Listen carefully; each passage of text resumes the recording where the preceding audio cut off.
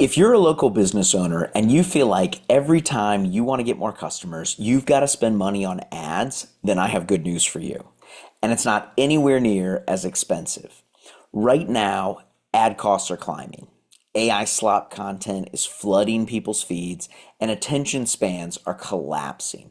But here's the plot twist: local trust has never been higher. It's still human, it still evokes emotion, it still drives conversations. And today, I'm going to show you how to build a local brand that people talk about without ads, without hype, and without a big budget. By the way, if we haven't met yet, my name's Ted Yates, and I've helped dozens of local businesses build brands that grow without relying on paid ads. I've worked with trades, service businesses, retailers, and B2B businesses, and what we've seen over and over again is this: the businesses that dominate locally aren't the ones spending the most. They're the ones being talked about the most. I've helped small businesses with zero ad budget outperform competitors spending thousands of dollars a month simply because they understood how reputation compounds. And today, I'm going to show you exactly how that works. Here's the biggest misconception in local business. People think ads build brands. They don't. Ads amplify brands. If there's no emotional core, no story, nothing to trigger people to talk about you, then ads just make you forgettable faster. Let me explain why. When someone sees your ad, they don't think to themselves, "Oh, wow, a trusted pillar of the community." Instead, they think, "Oh, look, an ad." But when someone hears your name from a friend, that hits differently. That's social proof that's baked into our very own human psychology. Think of it like this: ads rent people's attention, but reputation owns attention. Rent stops when you stop paying, but ownership compounds into the future. So if ads don't create brand authority, what does? Well, let's build the engine together. This is what I call the 4E local brand engine. It's exposure, experience, emotion, and echo. Most businesses obsess over the first E, exposure, but the very best nail the last E, echo. Let's take this deeper. Step one in the engine is exposure. That's surface level awareness. Exposure is how someone first encounters you and your business. But here's the mistake: many businesses think exposure has to come through paid ads, and that's just simply wrong. Exposure can be being visible at local events or strategic partnerships with folks who serve the same target market as you do. It could be referral mentions, or it could even be things like community service and volunteer work. All of those things create what we call organic visibility. And in 2026, organic visibility beats rented visibility every time. Why? Because local markets are small ecosystems. If 500 people know you deeply, that beats 50,000 strangers who sort of have a loose idea about you. Step two in the engine is experience, and we're going for operational excellence here. Exposure gets people interested in your business, but your customer experience determines if they become your customers and for how long. It's all about the speed of delivery, it's about your communication, and it's about personalized service. But here's the twist: experience is not about perfection. It's about expectation alignment. If you promise a premium service and you deliver average, you lose. But if you promise personal, fast, honest service and you deliver exactly that consistently, you win. A really common mistake in local businesses is over promising to compensate for your own insecurity about the size of your business or your experience, how many years you've been open. Instead, I want you to have confidence in what you do really well and sell just that and deliver it really well. And that's where you'll win. Step three is emotion. And this is where we're going to encode in people's memories who we are and what we do. Here's something you've probably heard before. It comes from Maya Angelou, and it's the quote, "People will forget what you said, people will forget what you did, but people will never forget how you made them feel." And that is so true in business. People don't remember transactions. They remember feelings. They remember emotions like relief and confidence and pride and delight. Those are super powerful. And if you can intentionally trigger one of those emotions consistently, then you become memorable. Here's an example. Imagine a local mechanic who, instead of just sending a quote over email or via a phone call or text message, he actually texts a full video explanation of what's wrong with the car to the customer. What has he just done? He's created transparency, which leads to trust, which creates a feeling of safety in the customer. They feel safe doing business with this mechanic. That's emotional branding. Step 4 is the payoff. It's echo, the multiplier. And this is the end game. Echo is where your brand leaves the room but keeps being discussed. If your brand isn't being talked about in the group chat and around dinner table conversations and in school pickup lines, then you're not building a local brand. You're just building transactions. So now that you understand the structure of the engine, let's engineer that echo, since that's the payoff. Word of mouth is not luck, it's design. And there are 3 psychological triggers that cause people to share about your business. And I call them the 3 S's. They are surprise, status, and story. Surprise is when you go above and beyond for someone. You give them an unexpected upgrade, or you have unexpected follow up, or you give an unexpected level of attention to detail. Humans share deviations from the norm. So if you're ordinary, you're going to be invisible. But if you give them the unexpected, you're going to be conversational. The second S is status. But we're not talking about your status here. People share things that elevate their own status, that show who they are at a deeper level, that elevate their own self-identity. So if choosing your business makes them feel smart or connected or early or exclusive, they're going to tell others about it.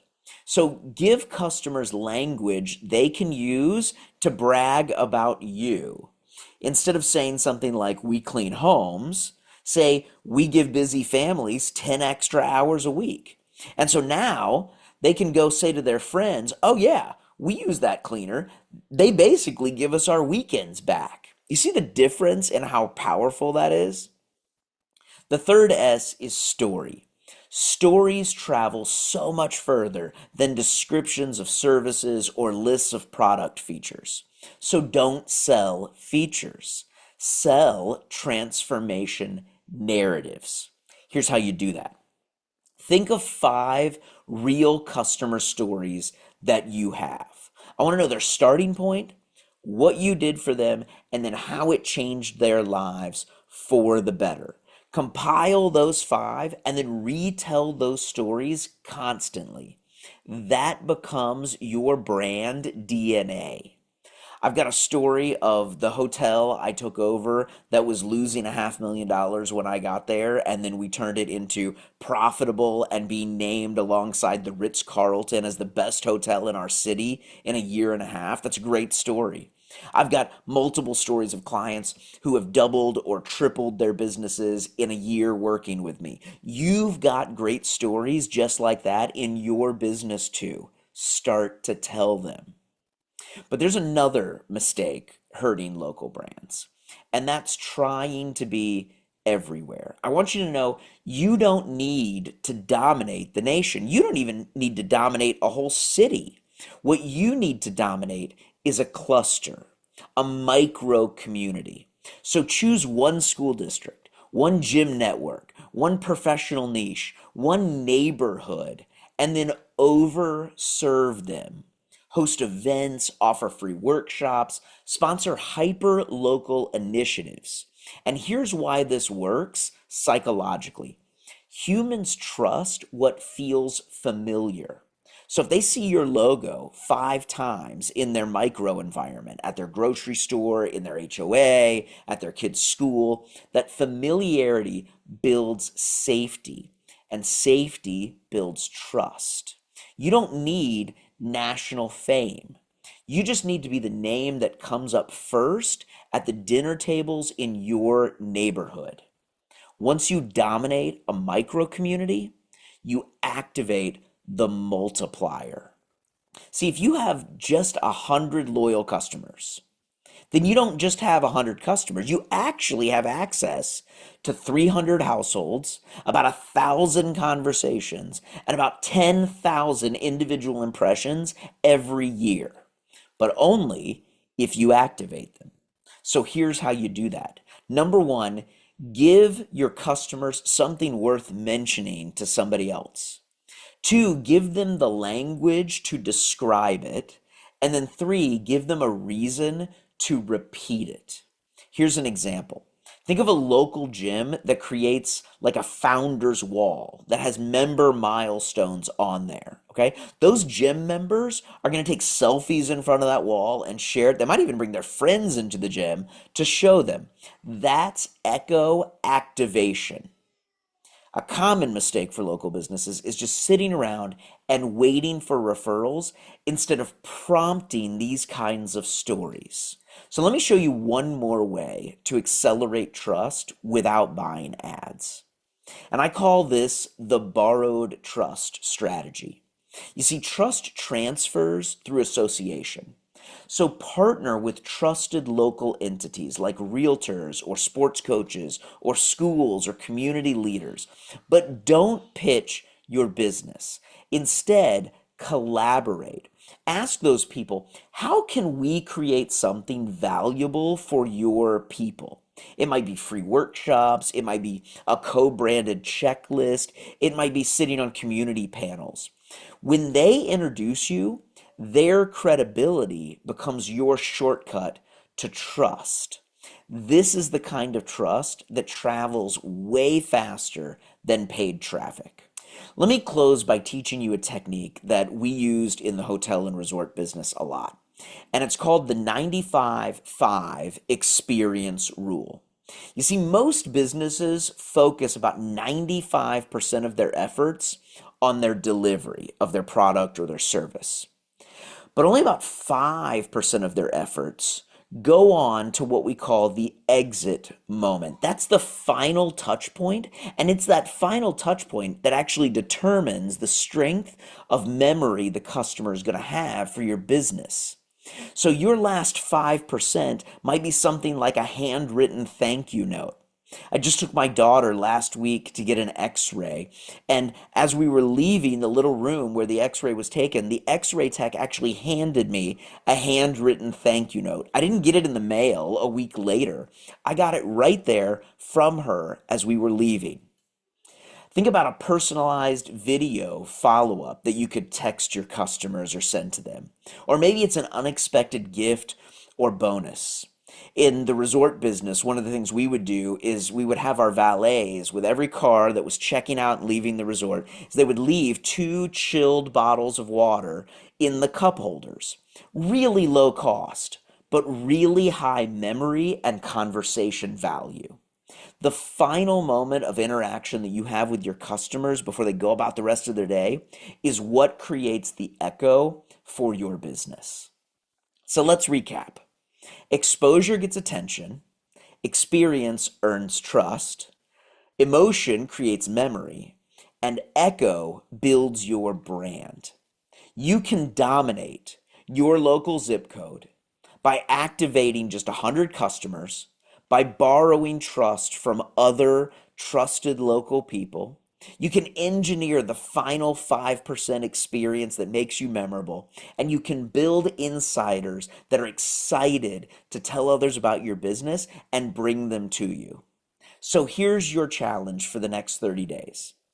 Any money that you were going to spend on ads, I want you to spend it on a surprise for your customers. Spend it on your people. Spend it on creating an experience that's memorable and worth telling other people about.